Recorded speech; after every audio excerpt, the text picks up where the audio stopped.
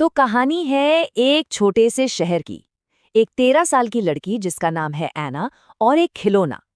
ये कहानी हमें बताएगी कि कैसे एक मामूली सी दिखने वाली क्लाउन डॉल पूरे शहर में खौफ और रहस्य का एक ऐसा जाल बुन देती है जो ऐना की जिंदगी को हमेशा हमेशा के लिए बदल देगा। सवाल तो बहुत सीधा सा है ना? लेकिन इसका जवाब उतना ही डरावना है। क्या सच में एक खिलौना कातिल हो सकता है, या फिर वो हमारे अंदर छिपे शैतान को बाहर निकालने का सिर्फ एक जरिया है?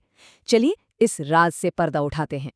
कहानी शुरू होती है एक तोहफे से, एक रहस्यमयी क्लाउन डॉल। जैसे ही ये गुड़िया ऐना के हाथों में आती है, सिर्फ उसका बर्ताव ही नहीं बदलता, बल्कि पूरे बेरिक टाउन शहर पर एक अनजाना भयानक खौफ छाने लगता है। और ये खौफ बहुत तेजी से फैला। पहले दिन एक टीनेजर रॉबिन का कत्ल, ठीक अगले ही दिन जॉनी की लाश मिलती है। सोचिए, बेरिक टाउन में दहशत फैलने में बिल्कुल वक्त नहीं लगा। हर कोई बस यही सोच रहा था कि अगला नंबर किसका है। हर लाश पर कातिल अपनी एक ही पहचान छोड़ रहा था, क्लाउन का डरावना मेकअप। ये सिर्फ कत्ल नहीं थे, ये पूरे शहर के लिए एक मैसेज था कि कातिल उनके ही बीच है और वो किसी को भी अपना शिकार बना सकता है।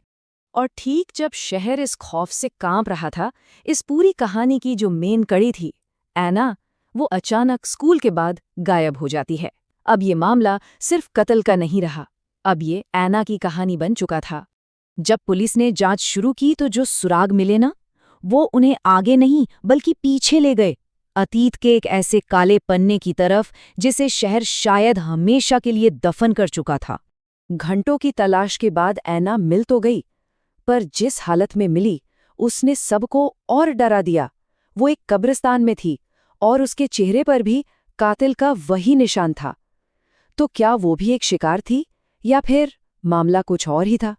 और फिर जांच की कड़ियां एक ऐसे नाम से जुड़ी जिसे सुनकर सबके होश उड़ गए, जिन। एक सीरियल किलर जिसके कत्ल करने का तरीका हूबहू आज के कातिल जैसा था। लेकिन यहीं पर तो सबसे बड़ी उलझन थी।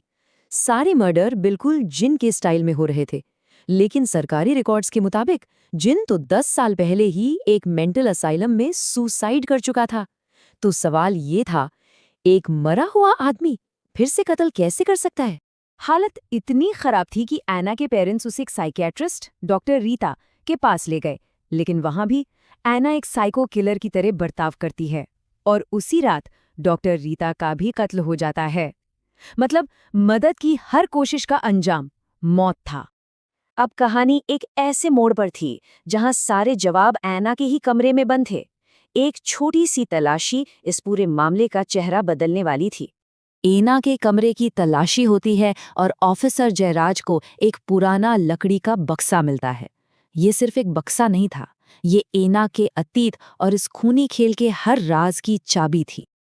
उस बक्से के अंदर ऐना का वो अतीत कैद था जिसके बारे में उसे खुद भी नहीं पता था। एक वीडियो टेप जिसमें वो छोटी सी बच्ची अपने असली बाप कातिल जिन के साथ थी, और साथ ही उसकी माँ की दर्दनाक मौत का सच भी उसी टेप में था। और फिर कहानी का सबसे बड़ा सच सामने आता है। ऐना असल में गोद ली हुई थी। उसका असली पिता कोई और नहीं बल्कि वही सीरियल किलर जिन था, और ऐना का असली नाम था डेन। जैसे ही ये सच सामने आया, पुलिस ऐना को ढूंढते हुए उसके स्कूल पहुंची, लेकिन उन्हें इस बात का अंदाजा बिल्कुल नहीं था कि वहां उनका इंतजार क्या कर रहा है। गर्ल्स वॉशरूम के शीशे पर खून से लिखा था, हेलो सरप्राइज। ये ऐना का मैसेज था कि असली खेल तो अब शुरू हुआ है। और फिर दरवाजा खुलता है और जो बाहर निकलती है वो ऐना नहीं थी। वो थी एक जीती जागती कातिल, पूरे क्लाउन मेकअप में, हाथ में गुब्बारे लिए, बिल्कुल अपने बाप की परछाई। और बिना एक पल सोचे, बिना किसी हिचकिचाहट के, उसने सबके सामने एक पुलिस ऑफिसर का गला घोट दिया। ये साबित हो चुका था कि उसके अंदर का शैतान अब पूरी तरह से जाग चुका है। ऐना को गिरफ्तार तो कर लिया गया, लेकिन कहानी अभी खत्म नहीं हुई थी, बल्कि असली खौफ तो अब शुरू होने वाला था। पूछताछ वाले कमरे के अंदर, जहां सच और वहम की सारी हदें टूटने वाली थीं। पूछताछ के दौरान ऐना बस हंस रही थी, एक डरावनी न रुकने वाली हंसी, जैसे उसे किसी बात का डर ही ना हो। लेकिन जैसे ही ऑफिसर जयराज ने कहा, तुम भी अपने बाप जिन की तरह पागल हो गई हो, वो हंसी अचानक एक खौफनाक खामोशी में बदल गई। और ठीक उसी वक्त एक और चौंकाने वाली खबर आती है। ऐना के गोद लिए हुए माता पिता की भी हत्या हो चुकी है। उनके चेहरे पे भी वही क्लाउन मेकअप है। अब सवाल ये था कि अगर ऐना पुलिस की हिरासत में है तो बाहर कत्ल कौन कर रहा है? और फिर वो हुआ जिसका किसी के पास कोई जवाब नहीं था। कमरे में रखा वो लकड़ी का बक्सा अचानक धू-धू कर जलने लगा। लाइटें बंद हो गईं और उस आग की रोशनी में ऐना ने जो देखा उसने हर किसी के होश उड़ा दिए। क्लाउन के ठीक पीछे उसका मरा हुआ बाप जिन खड़ा था। उस अंधेरे कमरे में बाप और बेटी एक हो चुके थे।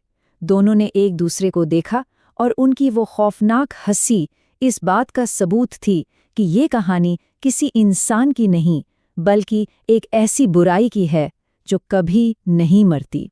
तो ये कहानी हमें एक बहुत गहरे सवाल के साथ छोड़ जाती है। क्या बुराई विरासत में मिलती है?